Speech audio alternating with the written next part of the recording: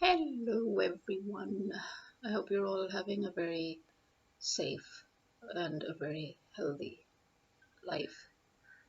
Um, it's spring, as you can hear from the birds chirping and the little bit of sounds here and there. Children who can just never keep quiet. It doesn't matter how far they are, their voices just carry. You can do all the soundproofing you want. Somehow their voices just seem to seep in through everything. Uh,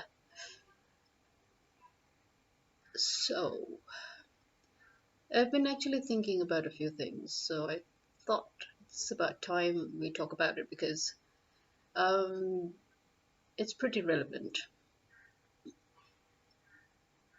Cyberbullying and bashing people online, which nowadays seems to have heightened to such a degree that people have ended up committing suicide and murder. Although to me, they're both basically the same. Even if you end up committing suicide because of cyberbullying, that to me is murder, not suicide. But in any case, um, legally committing suicide or legally getting murdered because of cyberbullying and bashing. That is a very sensitive and a very important issue that we need to discuss.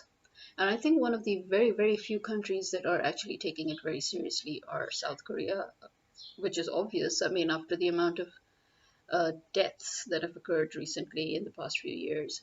And Japan. As we know, Japan is known as a futuristic state. And the reason why they're futuristic is because they always seem to uh, tackle problems as soon as they come. And they think long term and they apply those long term solutions to those problems. And that is why Japan is a futuristic country. Uh, and don't we all wish our countries were the same? I mean, knowing that there is a problem and then actually tackling that problem, they're two different things. What most countries do is that they partially, you know, I kind of stopped myself from saying something here, but okay, let's put it this way.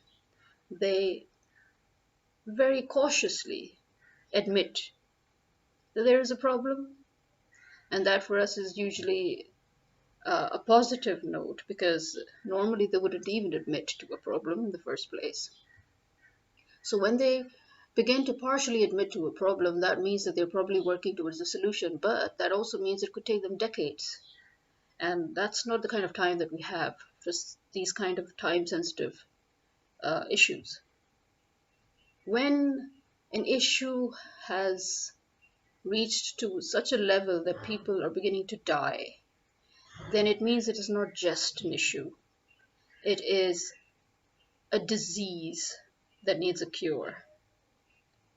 It is like cancer. It needs to be nipped in the bud. It needs to be eradicated. It needs to be terminated immediately. The roots need to be removed in order for this problem to cease completely. Just making a few laws here and there, protecting the victim's rights, they're not going to help. What's really going to help is focusing on the severity of punishment given to instigators of cyberbullying and to those who, just in order to um, become famous or get a large number of following, use search-related words recklessly in their blogs and in their uh, news and their posts and stuff like that. These people need to know that there are consequences. Like how there are consequences to people posting online recklessly, there are consequences to those who take it to another level and bash them for posting things online. It cannot be a one-way street, it has to be two-way.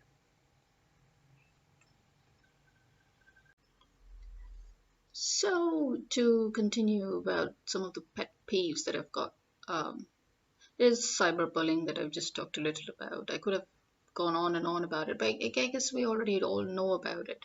We all know that the solutions, uh, the steps that we need to take regarding that, because there is really no difference between physical bully and cyberbullying. You, the fact that you want to feel better by hurting somebody else or by putting somebody else down, that is essentially bullying. So it could be verbal abuse, it could be physical abuse, it could be, sitting from somewhere uh, far away and just airing your views on somebody, personal views, not just general views, personal views on somebody that you don't even know. I think that's what's actually very dangerous. We people seem to have a habit of thinking that if the exact same thing would happen to us, then it's different. And people should understand that it's different. But it's not. I mean, if it's different for you, then it means it's different for somebody else. And if it's not different for somebody else, it means it's not different for you. It's the same. The same law applies, the same conditions apply. So you've got to understand that in the first place. You cannot just justify um, airing personal opinions about somebody else as a third party when you have no clue whatsoever. There is a saying in our religion, it was saying by the Prophet, peace be upon him, that you should never come in between a husband and a wife when they are going through marital issues. The reason why he said that was not that he didn't mean that if there was domestic abuse going on, you shouldn't intervene, or that if there was, a huge problem brewing, you shouldn't be there to help them. No, what he meant is that because you do not know the intricacies of their marriage life, only those two people who are living together, who are living intimately, only they know exactly what it is that they're going through, and only they know their story. So you cannot narrate their story for them. You cannot pass judgment regarding them. And you definitely cannot intervene in their relationship without knowing exactly what's going on. And you can never know exactly what's going on because obviously, at the end of the day, they're a couple. And they're a couple that are going through issues that are subjective to any couple. So you just you just don't have the right to talk about it or to speculate. The same thing is, when it comes to talking about other people. For example, suddenly a news goes viral and you think that, oh, because it's going viral on social media, it means it's true. Okay, so let's just start airing our opinions. That's also, I mean, what made you think that because something is going viral on social media, it has to be true? I mean, seriously, I didn't get that part. Because, listen, social media, like any other media, is a platform that can be manipulated very easily. In fact, it's probably more easier to manipulate social media as compared to mainstream media nowadays. Why? Because social media has this quality where you can suddenly spread news like wildfire within seconds. The fact that you can actually reach a larger audience in a very short amount of time is what makes it very easy to use and preferable actually for certain people or organizations to push forward a certain narrative that they want pushed forward. So yeah, you cannot say that because something is on. In fact, if anything, there are more inaccurate, fabricated news, and there is more misinformation or disinformation in the social media than there is generally in other uh, platforms, mainstream media even. I mean, mainstream media, we know that they're built on, so who's to stop the same people who are in mainstream media to capture social media? I mean, it's really one and the same. So we can't just say that, oh yeah, this thing's going viral, it means this has to be true. No, in any case, you cannot accept anything that comes in front of you until and unless you verify it. You have to verify it and then confirm, and you have to make sure 100% that there is no fabrication, and then you pass it on. I mean, passing on any wrong information is equal to misinformation, you know. And if you're doing it carelessly or recklessly, then you're basically helping those people push forward a controlled narrative. So you're being manipulated. So you think you're being very smart, but you just proved their point that it's so easy to manipulate you, no matter what form of media they use. So yeah, one should be careful about these things. One should be careful because if it happens to you, how would you feel? If suddenly something about you goes viral and there's probably just 2% of truth in it and the rest are all lies, but just because of that 2% truth, it blows up, and you have no way of defending yourself. So that is why many countries are actually thinking about referring to suicides by cyberbullying as murder through cyberbullying. I wouldn't be surprised if Japan actually ends up making such a law, because as we know, Japan is a futuristic country. They tend to think long term, and they tend to think about their future more seriously than other countries do. And I think it's time our countries do that as well. I mean, yeah, I know some of our countries, for us, it's not such a big deal. But just because it's not such a big deal right now, it doesn't mean that we have to wait for it to become another Korea or another Japan, to have people dying left, right, and center because they're being bullied, or because something extremely private of theirs is being aired on social media. I think we need to nip it in the bud while we still can before it gets worse. And I think this is something we need to think about very seriously, because this is definitely not the kind of society you will want your children living in. As we know, we're already a bit worried by the fact that our children are living in a society where they're constantly being exposed because of the internet and because of social media and everything, that the kind of privacy that we enjoyed and the importance of that privacy that we understand and appreciate may not be understood or appreciated by the next generation, simply because they're born into um, such a time when everything is out there on the media. So if nothing else, then at least for our future generations, we need to think about this. I mean, look at us.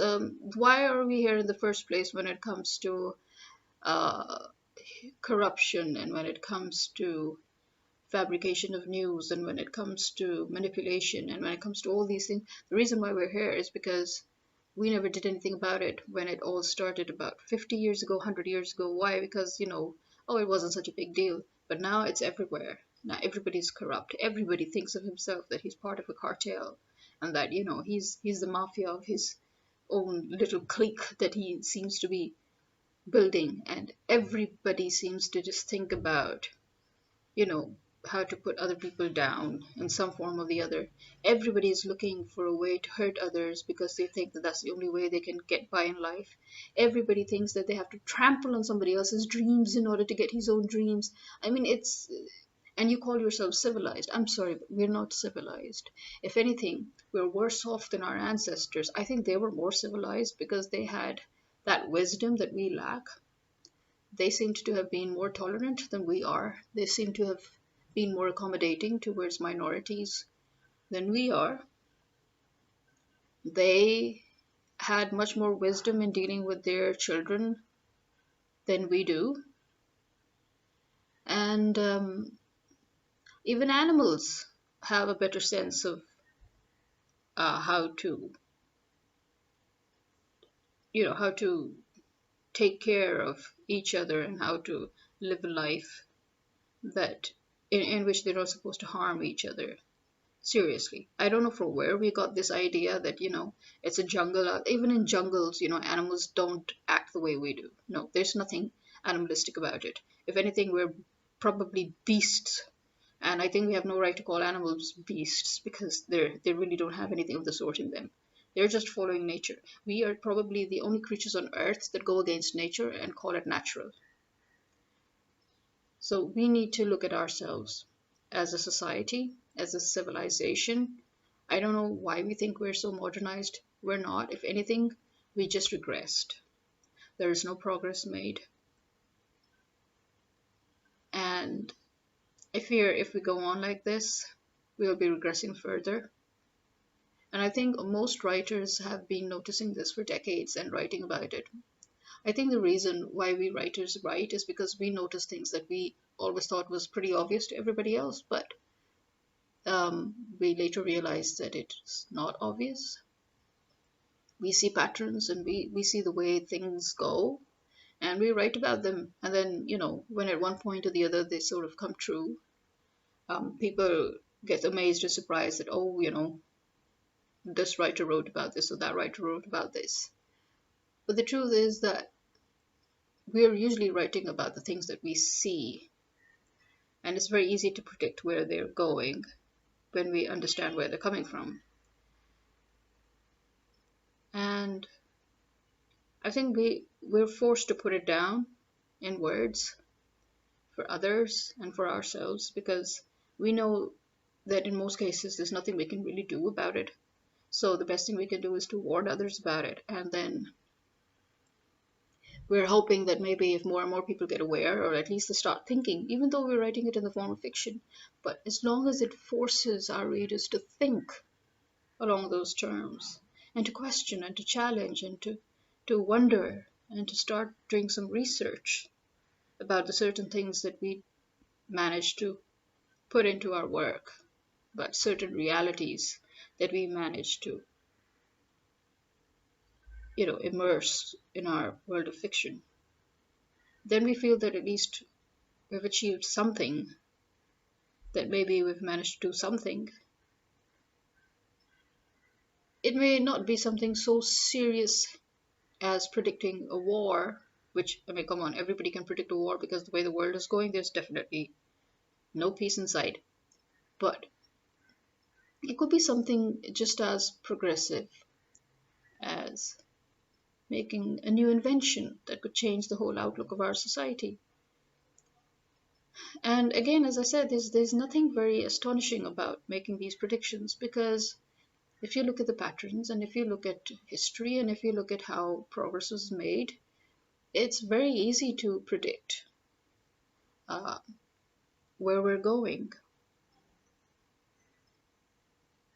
Well, I guess many people might not even care much to agree with all I'm saying here, but I really do think we need to sit down for like a few minutes. Think about it. Think about where we're going as a society.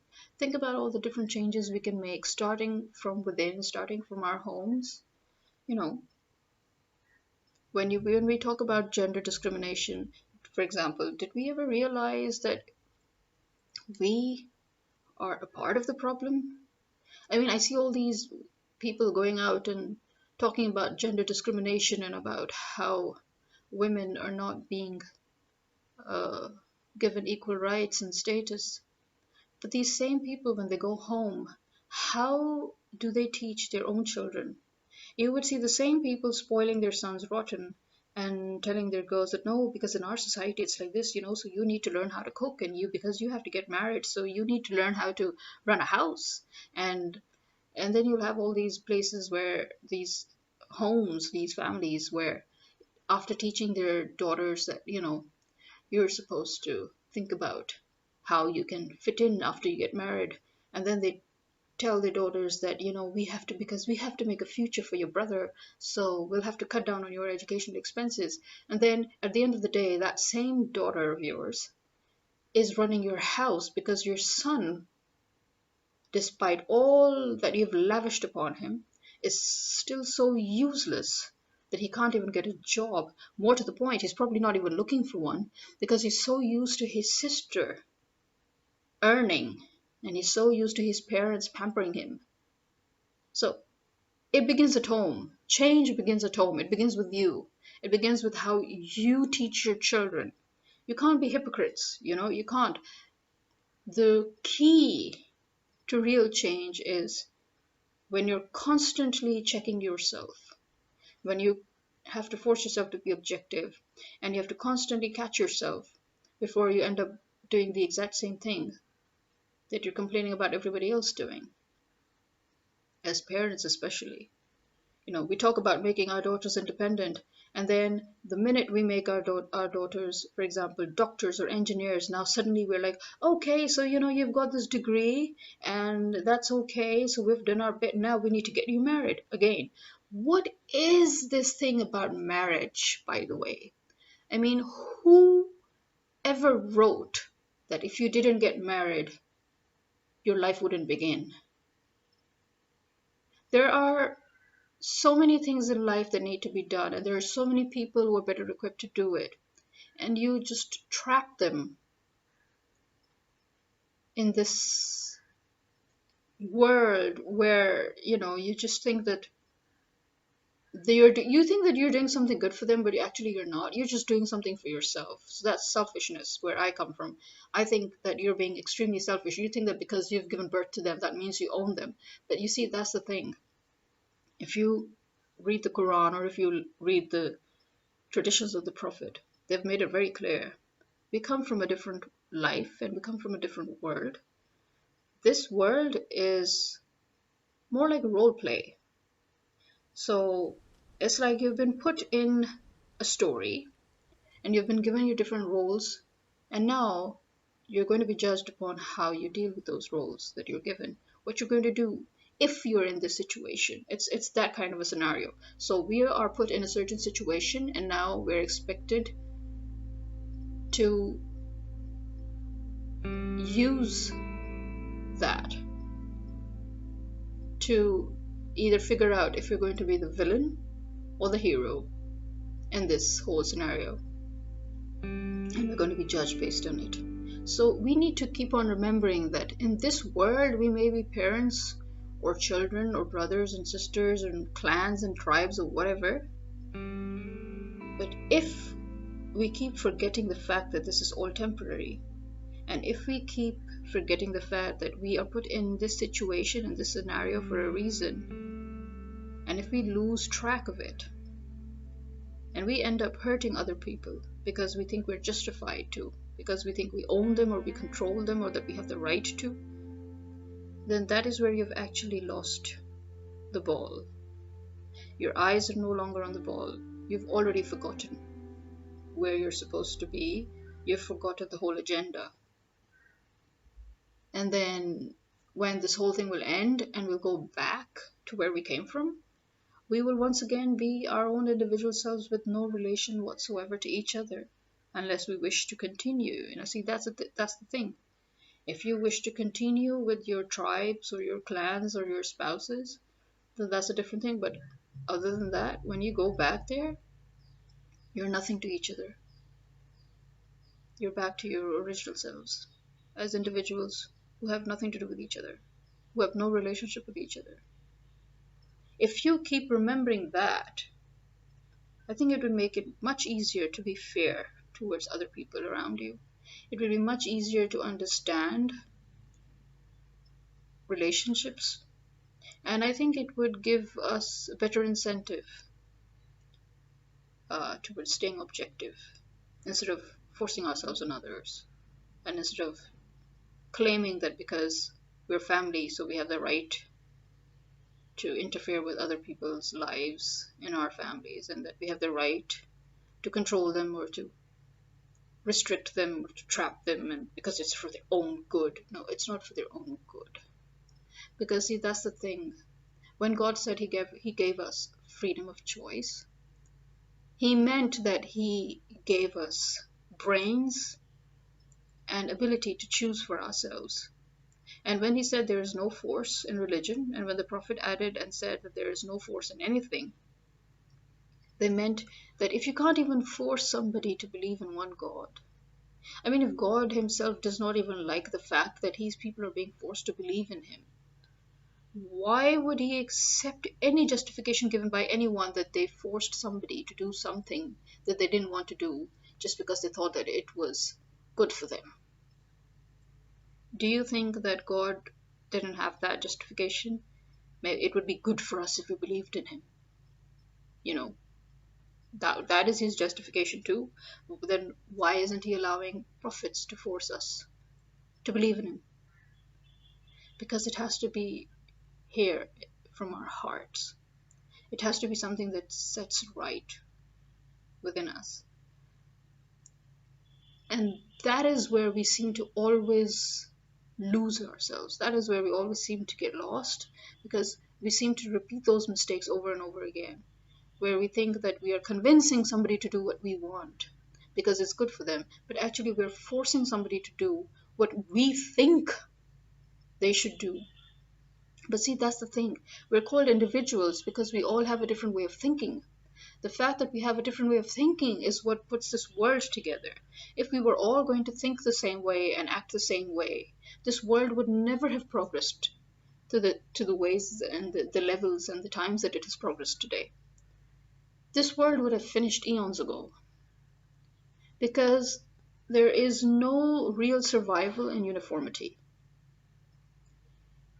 Uniformity up to a point is good for discipline and order, but that should have nothing to do with individualism. These are two different things. Uniformity is not supposed to override individualism. Society is made up of different types of people. The reason why a society is made of different types of people is because, like how everybody has his own certain skill or his talent, this is how they all have their own way of thinking. And when different approaches towards a certain subject, for example, when you have a different approach towards a certain problem or a certain subject or a certain issue, and then you have all these different types of solutions put forward, then you get options. And when you get options, you have better chances of having the right solution. So if you are going to force everybody to not think at all, or to think only the way you want to think, then you would never accomplish anything in life as a society or as a civilization. And that is one of the reasons why as a civilization we've regressed, because we've constantly been forcing people to think like us, to act like us. And God actually mocks such people. In the Quran, God actually mocks man for blindly following his ancestors despite the fact that they know nothing. So the whole point is that you're not supposed to just blindly follow or accept anything. You're supposed to question, you're supposed to verify, you're supposed to question, you're supposed to confirm, you're supposed to ascertain facts from fiction or from fabrication. You need to be able to reason, and then you need to be able to challenge, and you need to observe, and you need to do a lot of research. That is the whole point of giving us brains and freedom of choice. I mean, if you cannot even observe what's going on around you and make your own, make your own conclusions regarding it, then really there was no point. The whole point of God making us, and the whole point of him being proud about us, is not the things that we seem to think, that we have feelings or emotions, or where animals have feelings, animals have emotions. We can communicate, animals can communicate. We can think, animals can think. No, that's not what makes us different from them. What makes us different from them is our ability to acquire knowledge that was not given to us prior.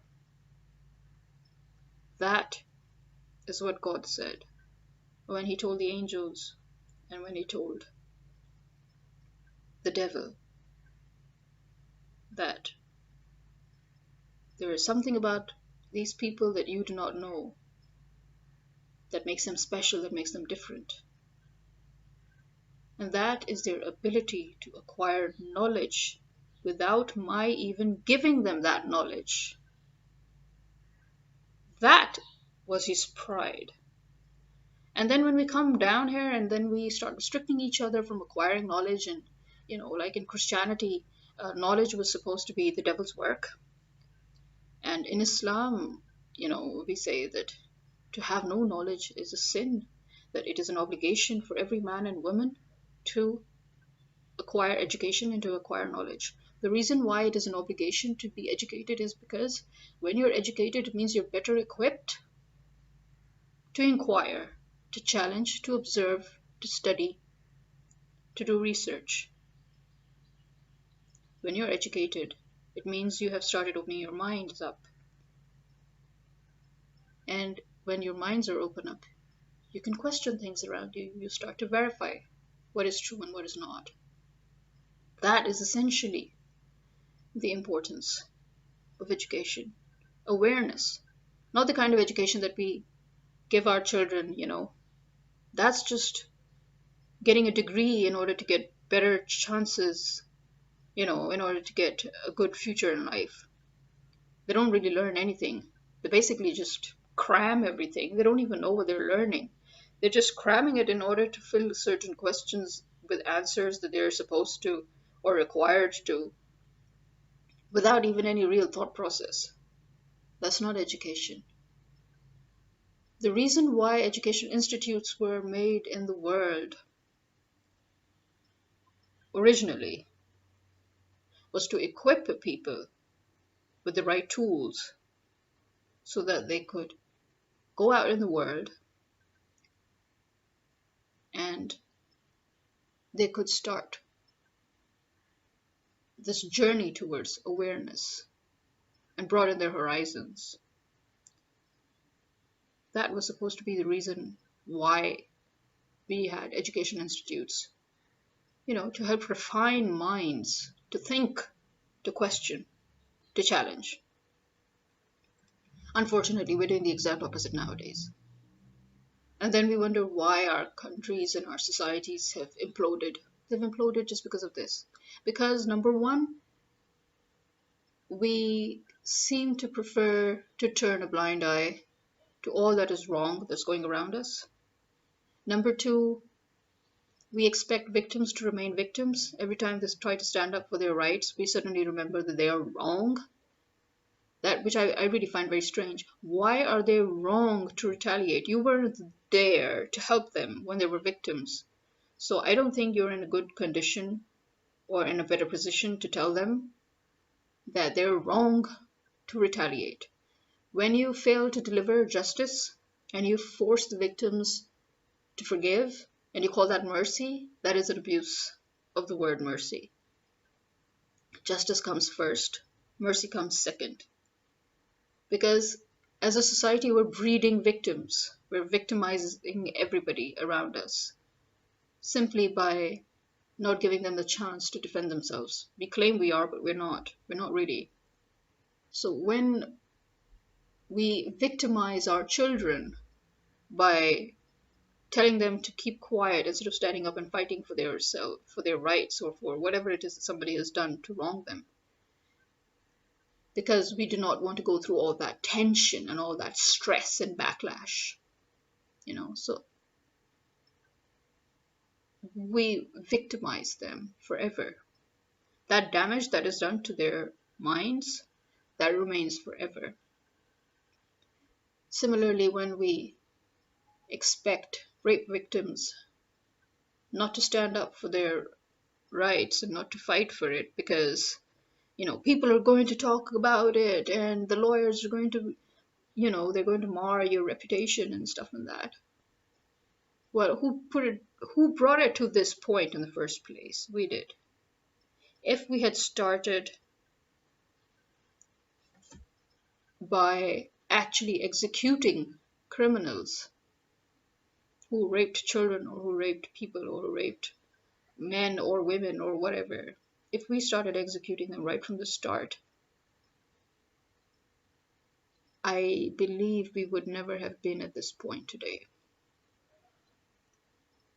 where child molestation and child pornography and